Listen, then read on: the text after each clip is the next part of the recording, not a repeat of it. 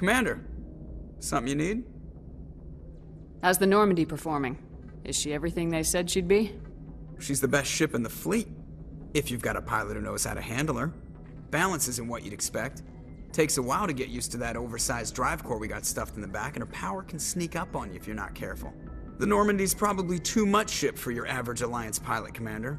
Lucky for you, I'm anything but average. I like to know my crew. Mind if I ask you a few questions?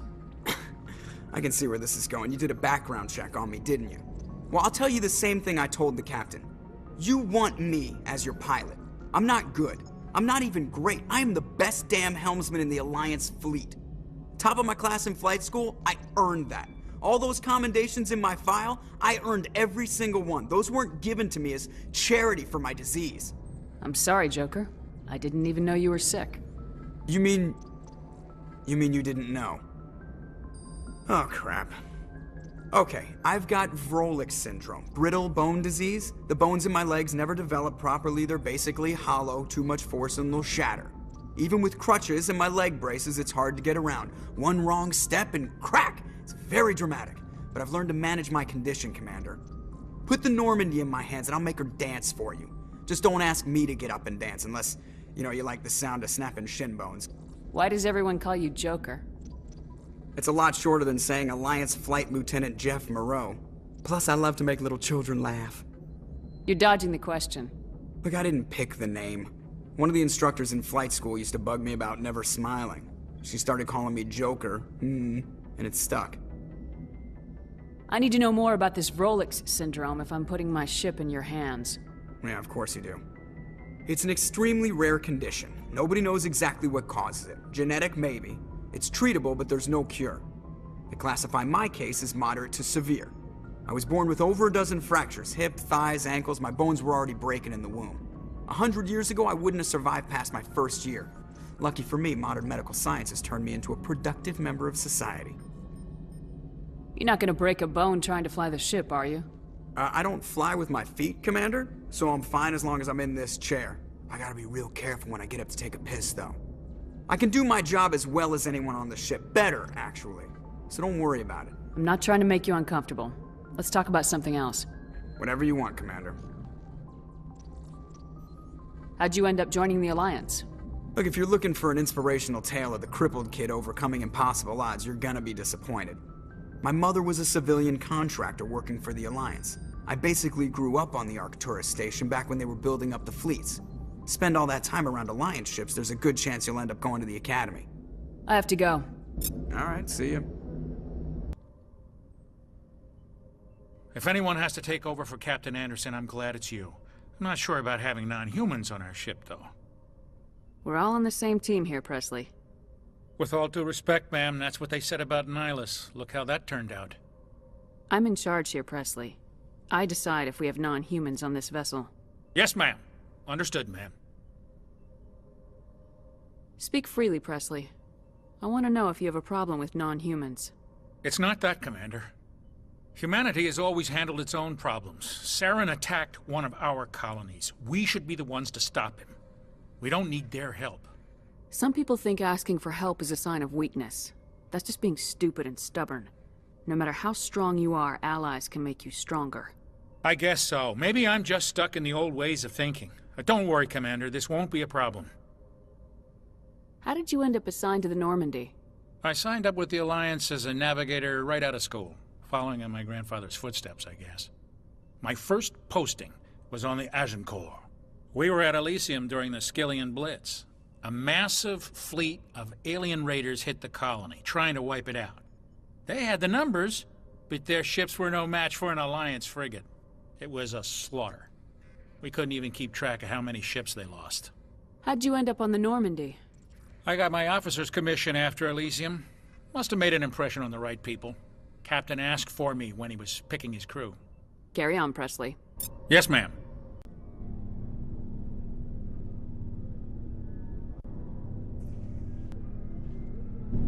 Anything you need, Commander? Just trying to get a sense of where the crew's at. Thoughts? I've wasted enough of your time for now, Commander. We'll have time for personal debriefings later. What's your opinion on the last mission? I don't see how we could have done things any better. At least not without getting to Eden Prime sooner. And we were on the scene faster than any other Alliance ship could have been. We'll talk another time, Lieutenant. Commander? Yes, Commander? Is there something you need? How well do you know the Lieutenant?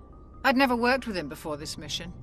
But he has an impressive service record. Over a dozen special commendations. Tends to keep to himself, though. Maybe because of the headaches. It's not easy being an L2. What does that have to do with it? Well, most biotics now use the L3 implants. Lieutenant Alenko was wired with the old L2 configuration. Sometimes there are complications. What kind of complications? Severe mental disabilities, insanity, crippling physical pain. There's a long list of horrific side effects. Caden's lucky. He just gets migraines. I should go. Goodbye, Commander. Hey, Commander. Looking for some extra supplies before you head out? What have you got? Whatever you want. Armor, weapons, mods. It's not standard Alliance issue, but that's not necessarily a bad thing. Well, as long as you don't mind paying for it. Why should I pay you for my weapons and armor? My stuff doesn't come from the Alliance. I have to purchase it myself, and it's not cheap. Hell, the licenses alone have set me back more than I'd like. But no licenses, no goods. Without the goods, I'm out of a job. What are licenses? Why do you need them? Manufacturers sell licenses. Each license allows me to buy and sell a certain brand of products. I already have several basic ones, but you'll need to buy more if you want me to bring in different brands. Many of the best licenses are hard to get, but they're well worth the cost if you can find them. What do the different manufacturers offer? There are too many for me to keep track of, but each license will explain what it's good for. How often will you get new items? Well, that depends on how many licenses you've purchased, but I'll rotate items on a regular basis regardless. And anytime we land someplace with a big enough port, I'll buy, sell, and trade whatever I can. Check back often. I need to move items quickly, so only the most basic items will be stocked consistently. Not right now, thanks. No problem. Keep checking back.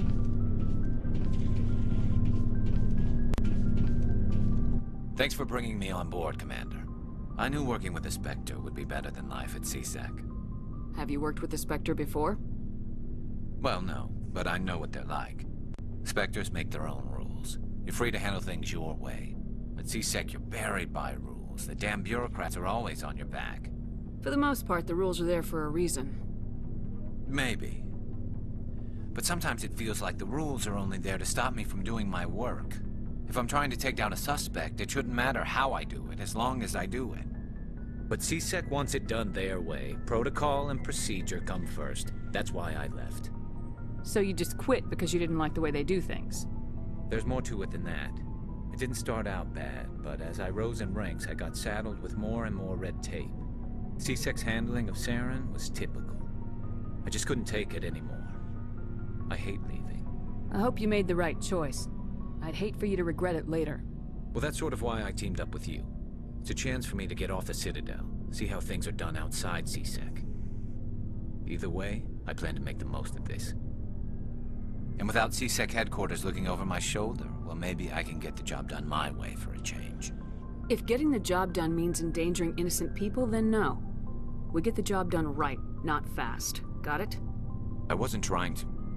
I understand, Commander. Commander? What's your opinion of the last mission? Kinda wish you'd got there sooner, Commander. No offense, I appreciate the rescue. I just wish... You wish we'd been able to save the rest of your unit. Yes, ma'am. If I had been more alert, we wouldn't have been cut down by an ambush. The Geth are perfect ambushers. They don't move, they don't make noise, they don't even breathe. They have flashlight heads, ma'am. I'll make sure it doesn't happen again. Do you have a few minutes to talk? One-on-one? I'm sorry, Commander. I need to get my duty squared away. I wouldn't mind talking more later, though. Dismissed, Chief. Ma'am? Nice ship you've got, Shepard.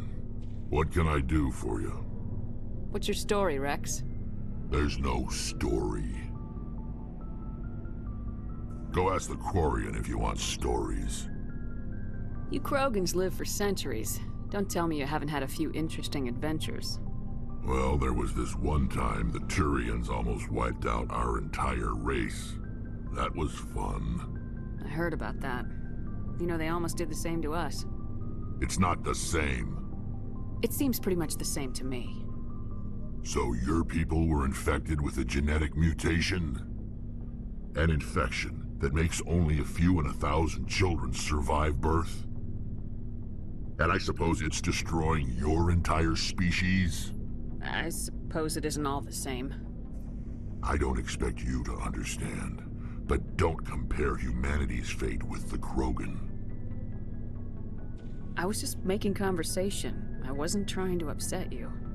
Your ignorance doesn't upset me, Shepard. As for the Krogan, I gave up on them long ago. The genophage infected us, but it's not what's killing us. Are your people really dying? We're sure not getting any stronger. We're too spread out. None of us are interested in staying in our own system.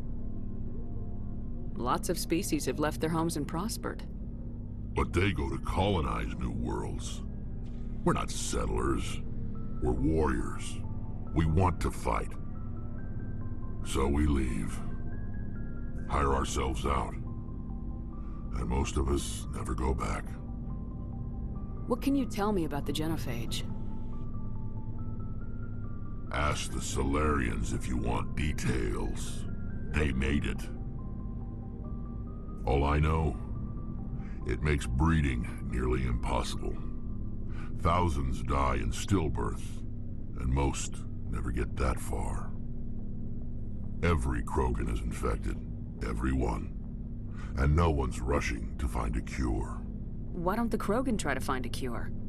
When was the last time you saw a Krogan scientist? You ask a Krogan, would he rather find a cure for the genophage or fight for credits?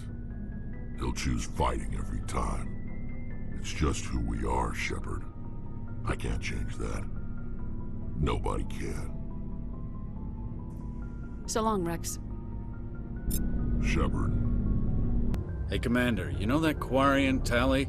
She's been spending all her time down here asking me about our engines. I'll tell her to leave you alone. What? No, she's amazing.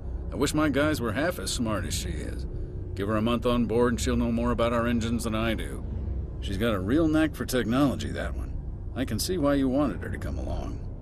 I figured she'd be a real asset to the team. You got an eye for Tally, Commander, but I'm guessing that's not why you came down here. Fill me in on the IES stealth system. How does it work exactly? You can't hide a ship out in space. They emit too much heat and radiation, too easy for sensors to pick them up, unless you find a way to capture those emissions. So our stealth systems trap the energy we give off in storage sinks built into the ship itself. No emissions to give away our location. Eventually the sinks have to be vented. More than a few hours silent running and they overheat. Cook us inside our own hull. There's no way for anyone to detect us? A visual scan can still pick us up. Anyone looking out a window can see us plain as day. But you have to be pretty close to get an actual visual out in space. Most vessels rely on scanners. As long as the stealth systems are engaged, they can't see us. Not unless we accelerate to FTL speeds. Why doesn't it work with faster-than-light travel? Cranking up the FTL blue shifts our emissions, pushes them into frequencies too high to capture in the sinks. As soon as we make the jump, it's like setting off a flare. Sensors can pick up our location whenever we enter or exit FTL flight, but for short-range missions, our stealth systems are amazing, and we've got the only one.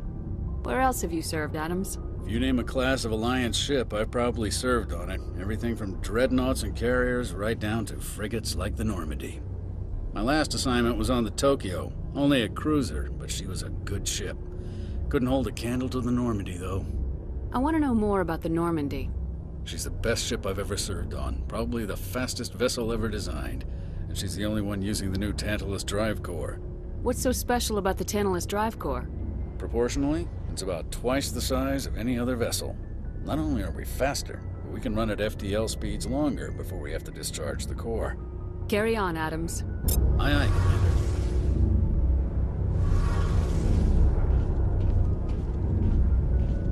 Your ship's amazing, Shepard. I've never seen a drive core like this before. I can't believe you were able to fit it into a ship this small. I'm starting to understand why you humans have been so successful. I had no idea Alliance vessels were so advanced. The Normandy's a prototype, cutting-edge technology. A month ago, I was patching a makeshift fuel line into a converted tug ship in the flotilla. Now, I'm sitting on board one of the most advanced vessels in Citadel space. I have to thank you again for bringing me along. Traveling on a vessel like this is a dream come true for me. I had no idea you found ship technology so interesting. It comes with being a Quarian. The migrant fleet is the key to the survival of my people. Ships are our most valuable resource. But we don't have anything like this. We make do with cast-offs and second-hand equipment. We just try to keep them running for as long as we can. Some of the fleet's larger vessels date all the way back to our original flight from the Geth. I can't believe your fleet's still using ships that are 3 centuries old. They're constantly being repaired, modified, and refitted. They aren't pretty, but they work. Mostly. We've tried to make ourselves as independent as possible on the flotilla. Grow our own food, mine, and process our own fuel. But some things we just can't make on our own. A patch to maintain the hull integrity requires raw materials we just don't have. That's why our pilgrimages are so important. Tell me about your people. Our lives aren't easy. Resources are scarce, and we are constantly on the move. Everything we do must in some way contribute to the continuation of the migrant fleet. There are 17 million Quarians in the flotilla, and each of us relies on the others for survival. The bonds among my people are strong. Unfortunately, we have had to surrender many of the freedoms and civil liberties other species take for granted. What kind of freedoms? Well, it's illegal for parents to have more than one child. If our population grows too much, it would strain our resources to their breaking point. Of course, we also can't allow our numbers to become too few. If our population is in decline, the rule against single births is temporarily repealed.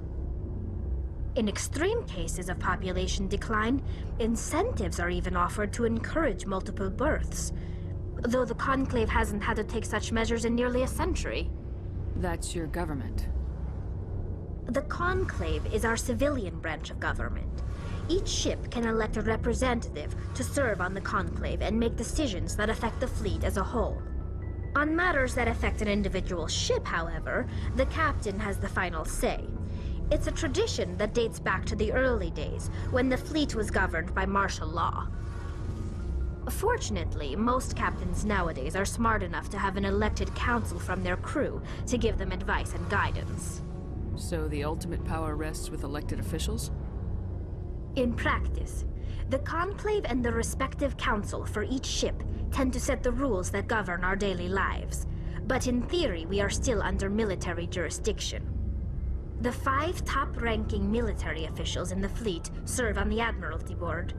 These 5 have the power to overrule any decision by the Conclave in case of emergency. To do so requires unanimous agreement among the Admiralty, and they can only do this once. After that, the entire board must resign their posts. It's a safeguard that served us well. In nearly 3 centuries, the Admiralty Board has only overruled the Conclave 4 times. I want to know more about the Geth. I doubt I can tell you anything you don't already know.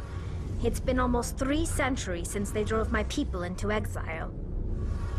All I know is the story of their origins. What they were when we created them, and how they turned on us. Interesting. The Geth were originally created to serve as an automated manual labor force.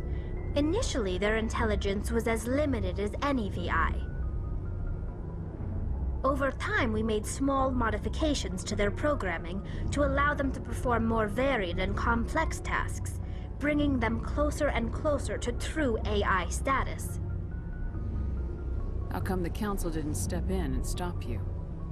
This wasn't true AI research. We may have been skirting the bounds of the law, but we never did anything that was actually illegal. The changes were so insignificant, so gradual, that we were able to control them. Or so we thought. But one thing we underestimated was the power of the neural network. A million Geth thinking simultaneously created an inherently unstable matrix. So the Geth share brainpower? Many of the Geth's logic systems were designed to work in concert with other nearby Geth. Basically, the more of them you have in a group, the smarter they are.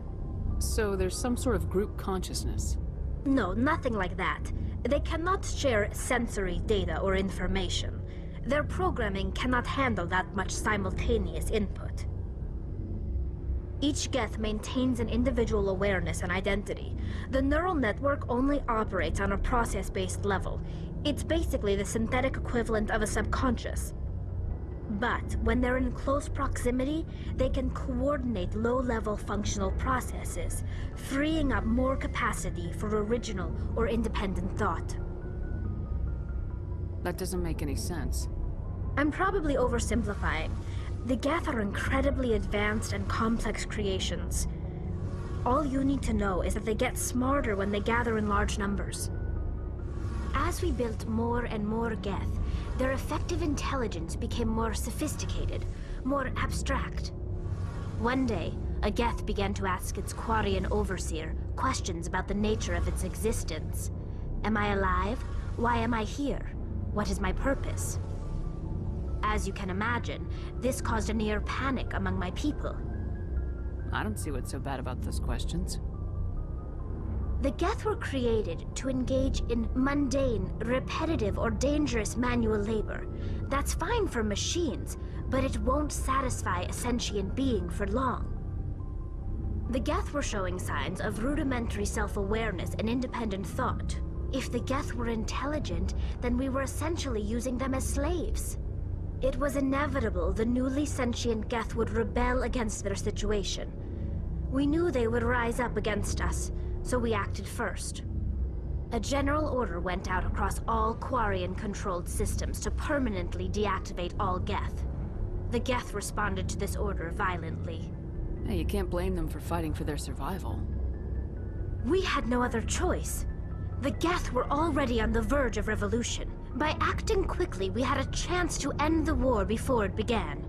The hope was that most of the Geth would still be little more than machines, incapable of organized resistance. But they had progressed much further than anyone anticipated. The war was long and bloody. Millions upon millions of Quarians died at their hands. In the end, we were forced to flee our own homeworld.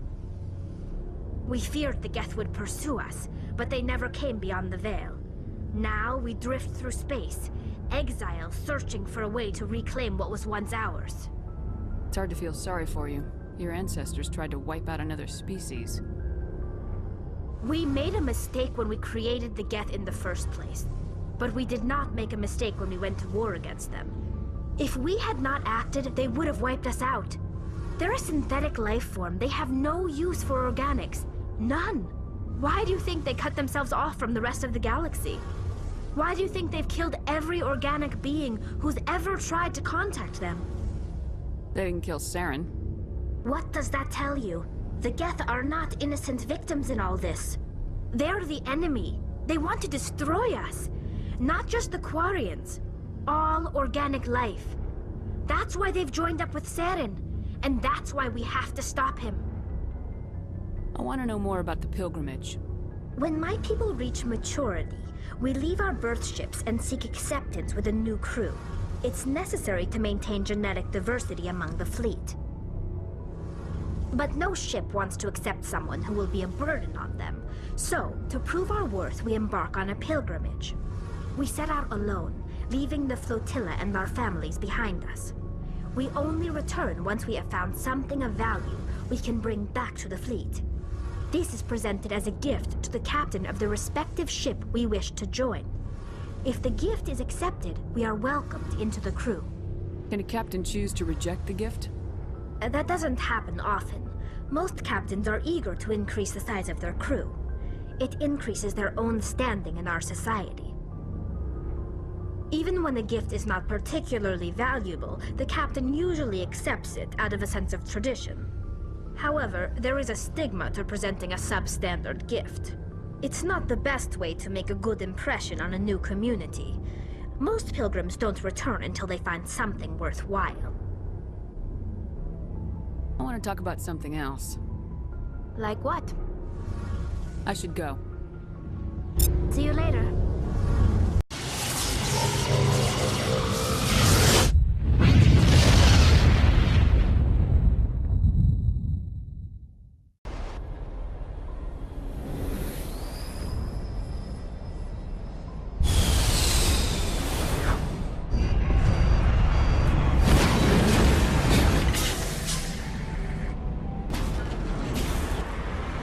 Commander, I'm picking up some strange readings.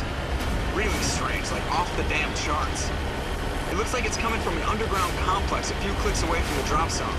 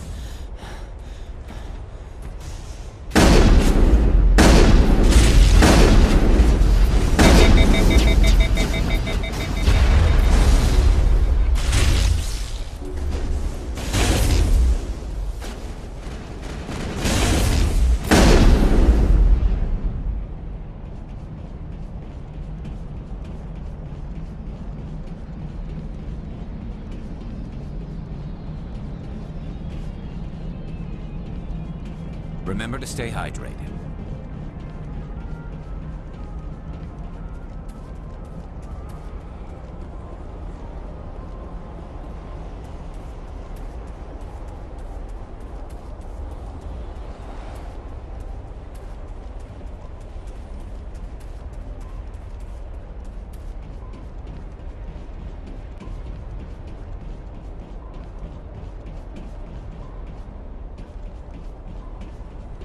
Even the Geth wouldn't want to live in this heat.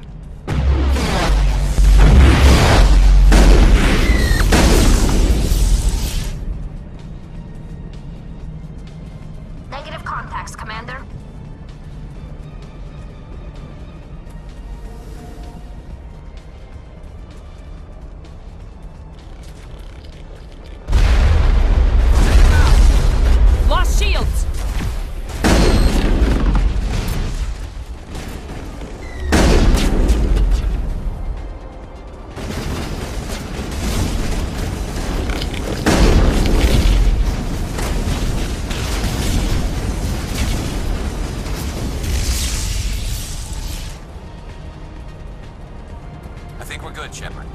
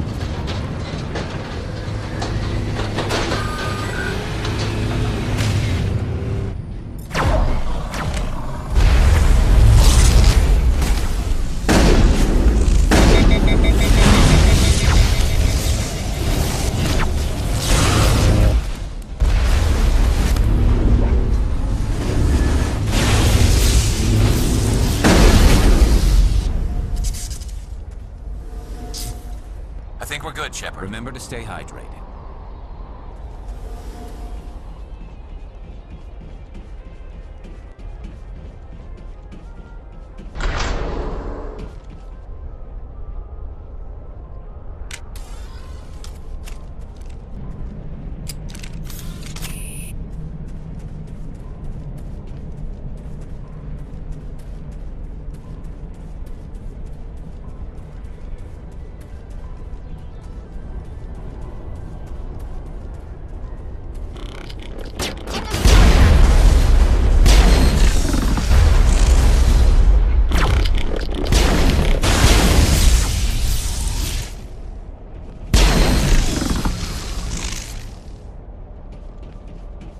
Perimeter secured.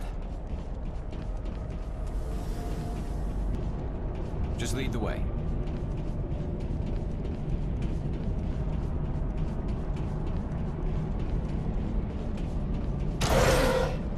It looks like this cavern formed around the ruin after it was built.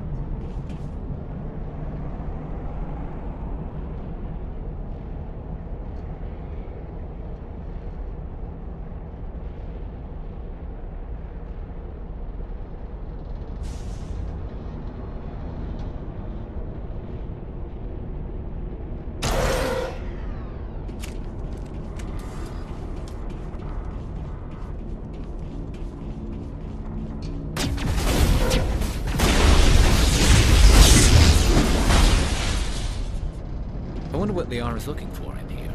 Most Prothean ruins have nothing more than dead instrumentation.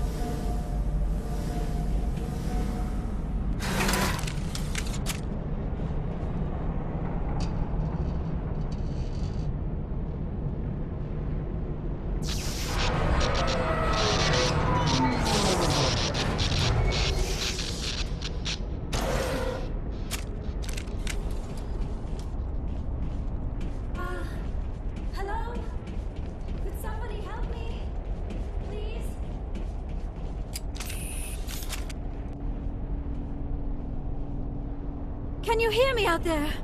I'm trapped. I need help. Are you okay? What happened to you? Listen, this thing I'm in is a Prothean security device. I cannot move, so I need you to get me out of it, all right? Your mother is working with Saren. Whose side are you on? What? I am not on anybody's side. I may be Benezia's daughter, but I'm nothing like her. I have not spoken to her in years. Please, just get me out of here. How did you end up in there? I was exploring the ruins when the Geth showed up, so I hid in here. Can you believe that? Geth beyond the veil! I activated the tower's defenses. I knew the barrier curtains would keep them out. When I turned it on, I must have hit something I wasn't supposed to. I was trapped in here. You must get me out, please!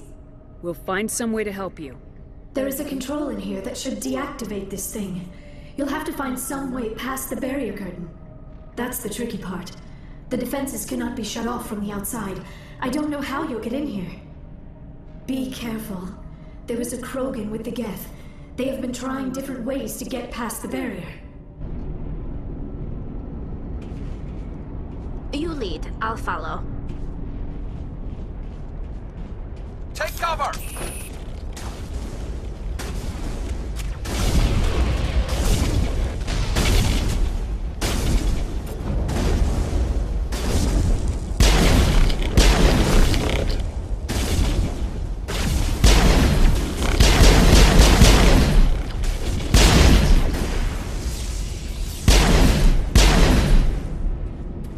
Perimeter secured.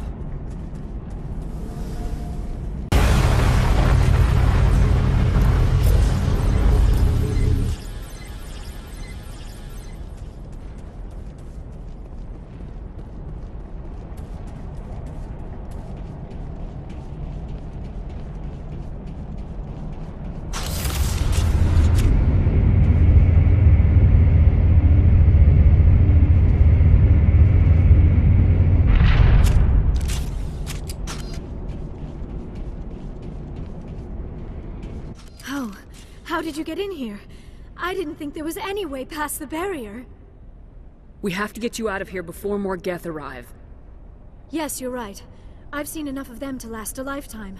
That button should shut down my containment field.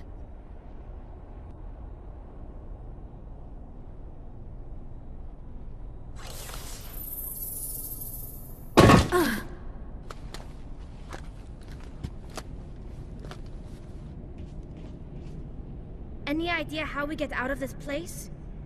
There is an elevator back in the center of the tower. At least I think it's an elevator. It should take us out of here. Come on! I still cannot believe all this. Why would the Geth come after me? Do you think Benezia's involved? Saren's looking for the conduit. You're a Prothean expert. He probably wants you to help him find it. The conduit? But I don't know... What the hell was that? These ruins are not stable. That mining laser must have triggered a seismic event. We have to hurry. The whole place is caving in. Joker, get the Normandy airborne and lock in on my signal. On the double, mister! Aye, aye, Commander. Secure and away. ETA 8 minutes. He needs to move faster.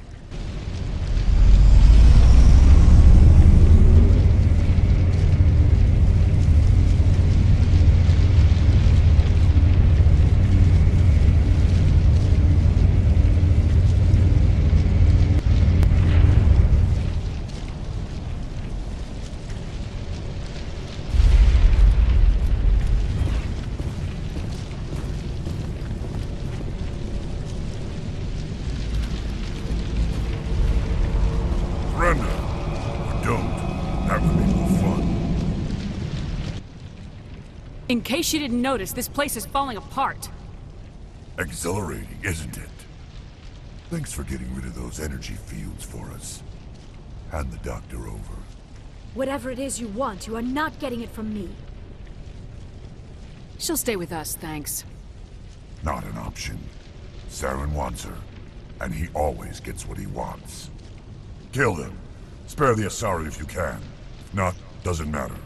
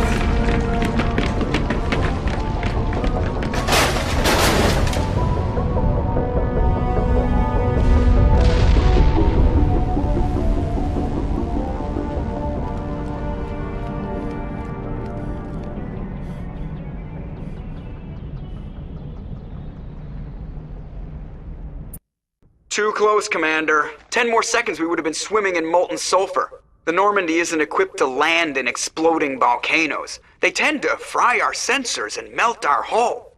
Just for future reference. We almost died out there, and your pilot is making jokes? Joker pulled our asses out of there. I think he's earned the right to a few bad jokes. I see. It must be a human thing. I don't have a lot of experience dealing with your species, Commander. But I am grateful to you. You saved my life back there, and not just from the volcano. Those Geth would have killed me or dragged me off to Saren. What did Saren want with you? Do you know something about the conduit? Only that it was somehow connected to the Prothean extinction. That is my real area of expertise. I have spent the past 50 years trying to figure out what happened to them. Just how old are you exactly? I hate to admit it, but I am only 106. Damn! I hope I look that good when I'm your age. A century may seem like a long time to a short-lived species like yours. But among the Asari, I am barely considered more than a child. That is why my research has not received the attention it deserves. Because of my youth, other Asari scholars tend to dismiss my theories on what happened to the Protheans. I've got my own theory on why the Protheans disappeared. With all due respect, Commander, I have heard every theory out there. The problem is finding evidence to support them. The Protheans left remarkably little behind. It is almost as if someone did not want the mystery solved. It is like someone came along after the Protheans were gone and cleansed the galaxy of clues. But here is the incredible part. According to my findings, the Protheans were not the first galactic civilization to mysteriously vanish. This cycle began long before them. Where'd you come up with this theory? I thought there wasn't any evidence. I have been working on this for 50 years. I have tracked down every scrap and shred of evidence. Eventually, subtle patterns start to emerge, patterns that hint at the truth. It is difficult to explain to someone else. I cannot point to one specific thing to prove my case. It is more a feeling derived from a half-century of dedicated research. But I know I'm right, and eventually I will be able to prove it. There were other civilizations before the Protheans. This cycle has repeated itself many times over. If the Protheans weren't the first, then who was? I don't know. There is barely any evidence on the Protheans, even less on those who came before them. I cannot prove my theory, but I know I am right. The galaxy is built on a cycle of extinction. Each time a great civilization rises up, it is suddenly and violently cast down. Only ruins survive. The Protheans rose up from a single world until their empire spanned the entire galaxy. Yet even they climbed to the top on the remains of those who came before. Their greatest achievements, the mass relays and the Citadel, are based on the technology of those who came before them. And then, like all the other forgotten civilizations throughout galactic history, the Protheans disappeared. I have dedicated my life to figuring out why. They were wiped out by a race of sentient machines, the Reapers. The Reapers? But I have never heard of. How do you know this? What evidence do you have? There was a damaged Prothean beacon on Eden Prime. It burned a vision into my brain. I'm still trying to sort out what it all means. Visions? Yes, that makes sense. The beacons were designed to transmit information directly into the mind of the user. Finding one that still works is extremely rare. No wonder the Geth attacked Eden Prime. The chance to acquire a working beacon, even a badly damaged one, is worth almost any risk.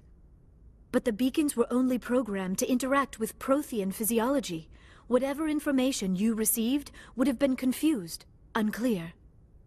I am amazed you were able to make sense of it at all.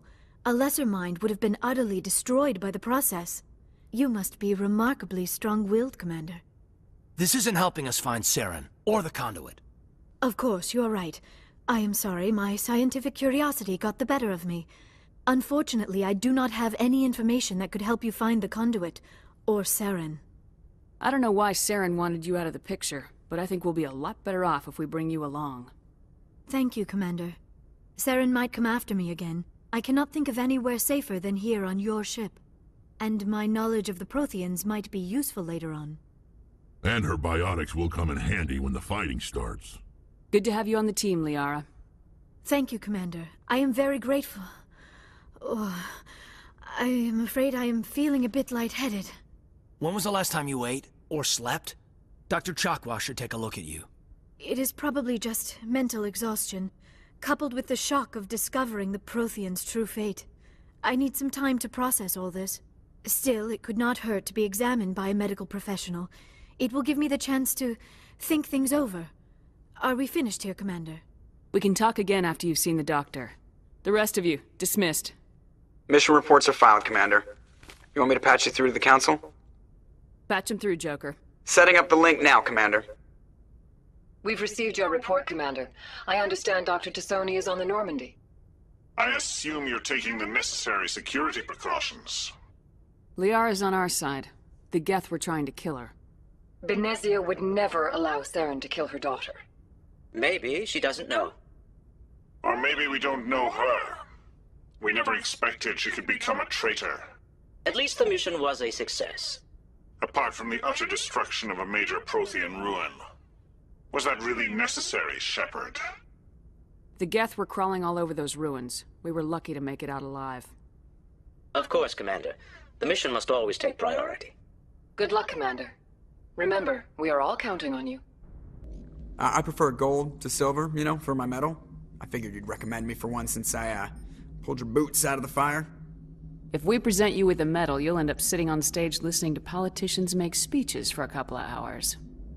That's a good point. They'd probably make me shave, too. I spent the last 7 weeks working on this baby. No medal's worth that. So, Commander, why don't you tell me why you're really here? I have to go. All right, see you.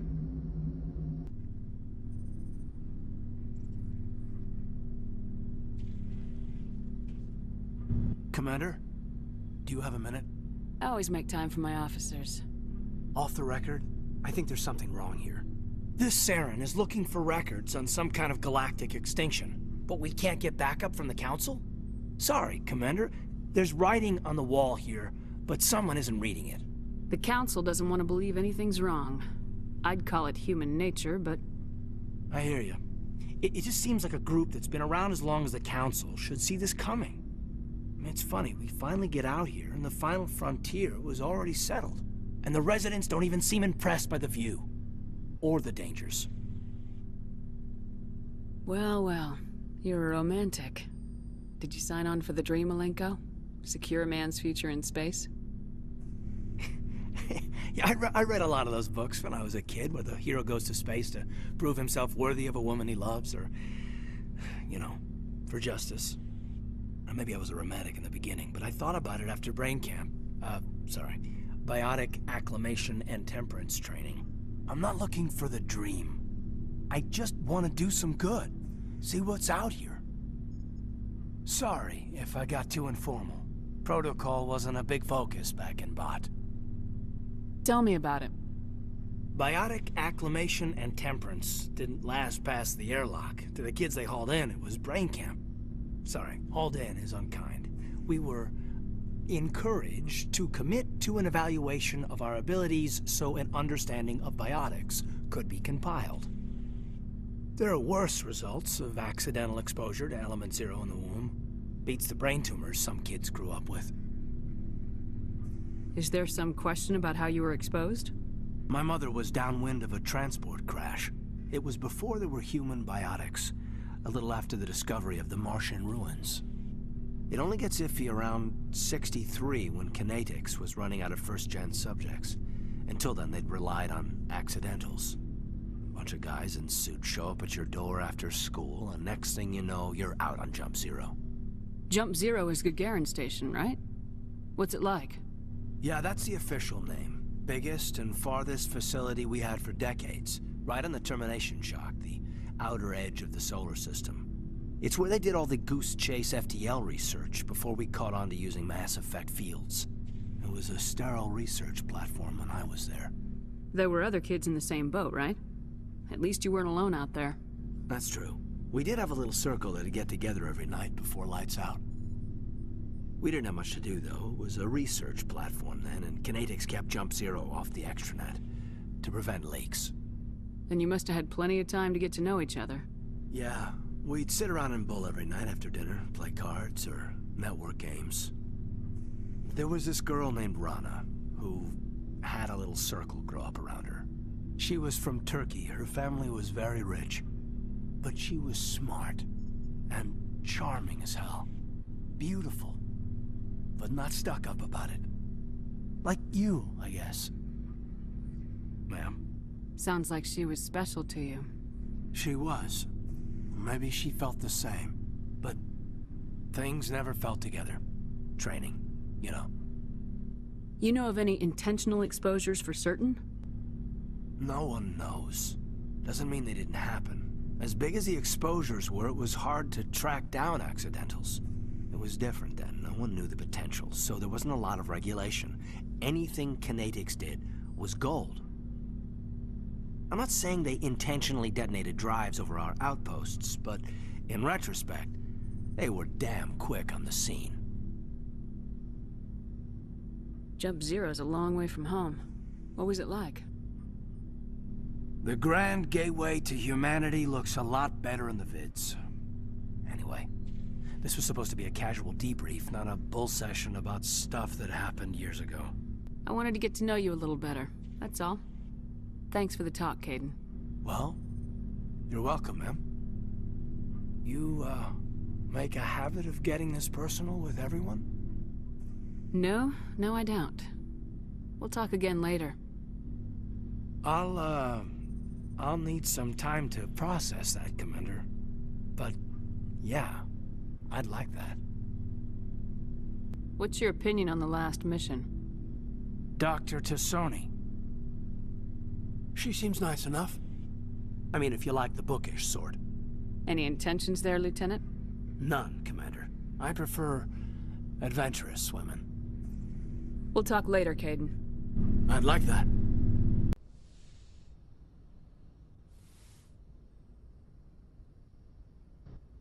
Commander, are you coming to check up on me? You look much better. How are you feeling? Dr. Chakwas assures me I am going to be fine. I was impressed with her knowledge of Asari physiology. You're in good hands. Dr. Chakwas knows what she's doing. I never properly thanked you for saving me from the Geth, Commander. If you hadn't shown up, I'm just glad we got there in time. So am I. I know you took a chance bringing me aboard this ship. I have seen the way your crew looks at me. They do not trust me. But I am not like Benezia. I will do whatever I can to help you stop Saren. I promise. Don't worry, Liara. I trust you. I know you won't let me down. It means a lot to hear you say that, Commander. Thank you. Tell me about yourself, Liara. Me? I am afraid I am not very interesting, Commander. I spend most of my time on remote digs, unearthing mundane items buried in long-forgotten Prothean ruins. Sounds dangerous. And lonely. Sometimes I would run afoul of indigenous life forms or stumble across a small band of mercenaries or privateers, but I was always careful. Until the Geth followed me to Artemis Tau, I never found myself in any situation my biotics could not handle. As for the solitude, well, that is one aspect that most appealed to me. Sometimes I just need to get away from other people. You don't like other people? I suppose it comes from being a matriarch's daughter. People expected me to follow in Benezia's footsteps. They wanted me to become a leader of our people. Matriarchs guide their followers into the future. They seek the truth of what is yet to come. Maybe that's why I became so interested in the secrets of the past. It sounds so foolish when I say it out loud. It sounds like I became an archaeologist simply to spite Benezia. All children rebel against their parents. It's a natural part of growing up. Aha, you share the wisdom of the matriarch, Shepard. That is exactly what Benezia said when I told her of my decision. But there was more to it than that. I felt drawn to the past. The Protheans were these wondrous, mysterious figures. I wanted to know everything about them. That is why I find you so fascinating.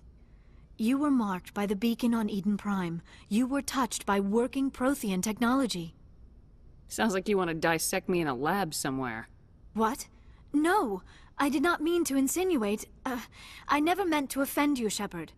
I only meant that you would be an interesting specimen for an in-depth study.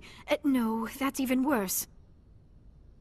Calm down, Liara. I was only joking. Joking? Oh, by the goddess, how could I be so dense? You must think I am a complete and utter fool. Now you know why I prefer to spend my time in the field with data disks and computers. I always seem to say something embarrassing around other people. Please, just pretend this conversation never happened. Do you know why Benezia joined up with Saren? I don't understand it. She was always outspoken about the need for the Asari to become more involved in shaping galactic events. Maybe she thought allying herself with Saren would somehow be for the greater good in the long run. At least I hope so. This hurts you, doesn't it? None of this makes any sense to me. I have not spoken to Benezia in many years, but I know her, and this was not like her. Something changed. I'd like to know more about the Asari. We were the first species to discover the Citadel. We were instrumental in forming the Council, and we always strive to be the voice of peaceful cooperation in galactic disputes. My people believe we are all part of a single galactic community. Each species contributes something to the greater whole. Although we seek to understand other species, it seems few of them seek to understand us. The galaxy is filled with rumors and misinformation about my people. Like what? Most of the inaccuracies are centered around our mating rituals. My species is monogendered. Male and female have no real meaning for us. We still require a partner to reproduce. This second parent, however, may be of any species and any gender. I don't understand. Your species can mate with anyone? Mating is not quite the proper term, not as you understand it. Physical contact may or may not be involved, but it is not an essential element of the union. The true connection is mental. Our physiology allows us to meld with other beings. We can touch the very depths of their minds. We explore the genetic memory of their species. We share the most basic elements of their individual and racial identities. We then pass these traits on to our daughters. It is how we learn to grow as a species and how we develop a greater understanding of other races. What happens to your partner after the union? Every relationship is different. Some unions are a single encounter with both parents parting ways afterwards. Others can be more long-term. Sometimes an Asari and her partner will stay together for many decades. Do you know who Matriarch Benezia chose as her partner? She rarely spoke of her partner. Though I know my father, if you want to use that term, was another Asari. Benezia never told you her partner's name? Union with our own kind is no longer common, not for the purposes of reproduction. Most Asari believe it weakens our species. Asari daughters inherit racial traits from the father species. If both parents are Asari, then nothing has been gained, or so conventional wisdom would hold. I am what is sometimes called a pureblood, though no Asari would ever be cruel enough to say the word to my face. It is a great insult among my people. It is possible Benezia's partner was embarrassed by their union. She may have been too ashamed to publicly acknowledge me as her offspring. Maybe she wanted to meet you but couldn't. Something could have happened to her. Maybe she passed away. You might be right. I hope you are. But I have no way to know for sure. Benezia never spoke of her partner. Whatever happened, it caused her too much pain to dwell on it. She raised me by herself, though that is not uncommon. Many Asari raise their children alone, particularly if the father species is short-lived. Often the partner will pass on long before the child reaches maturity. You Asari live for 1,000 years. What happens when your partner dies? Few sapient species live as long as my kind. We have learned to take a philosophical approach to our unions. We do not focus on the inevitable loss of our partners. Instead, we enjoy the time we spend with them. And even after they're gone, a part of them lives on in us. The union is a connection that transcends both time and space. I should go. Goodbye, Shepard.